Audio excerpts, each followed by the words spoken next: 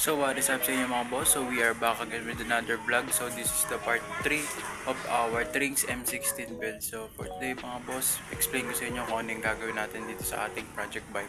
So tara, let's go!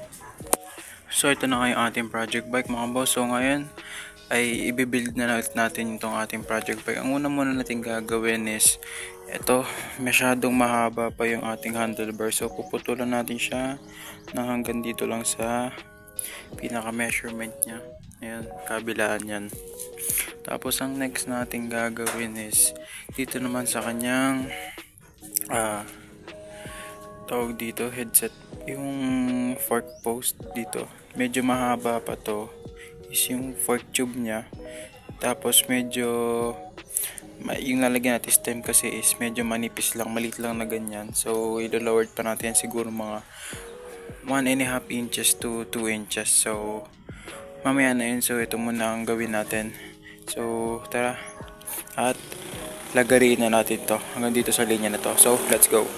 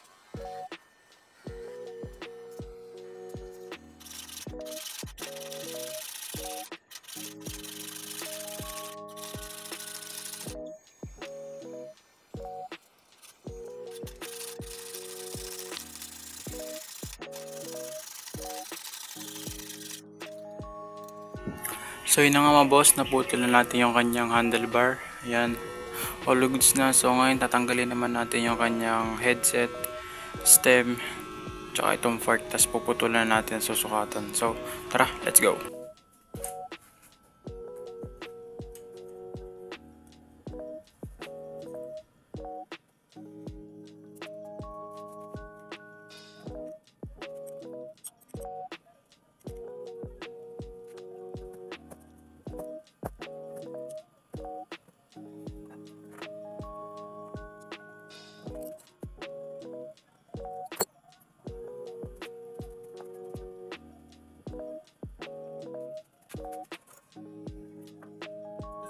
So yun mga boss, natanggalin natin yung fork. So hanggang dito yung sukat na ikakat natin. Ayan. So ano pa hinihintay natin mga boss? Cut na natin yan. So let's go!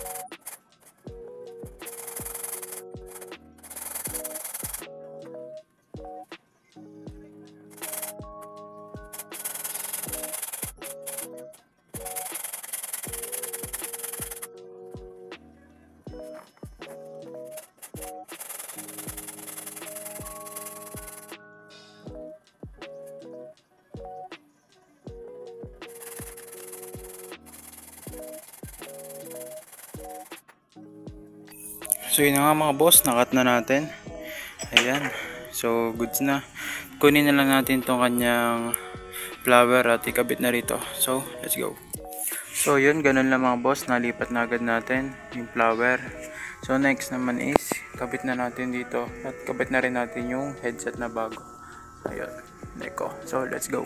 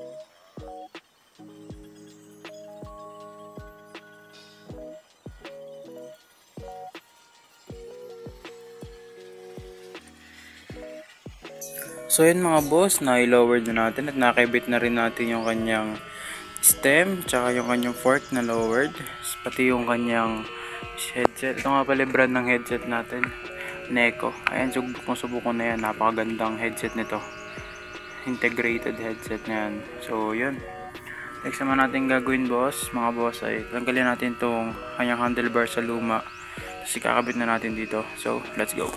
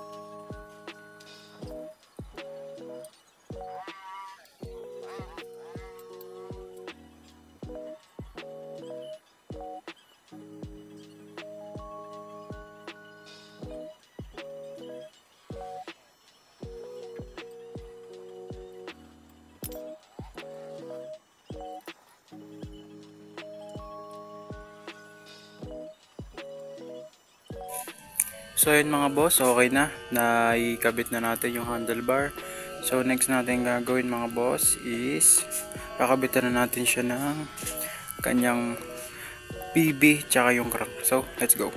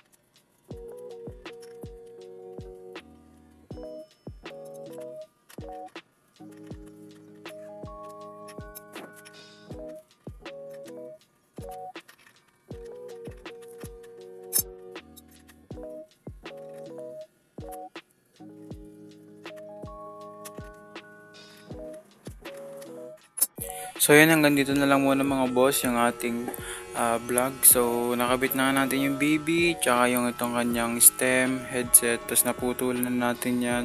So sa next video is kakabitan na natin yan ng kanyang cranks, tapos yung mga components niya, yung mga RD shifters, layer bears.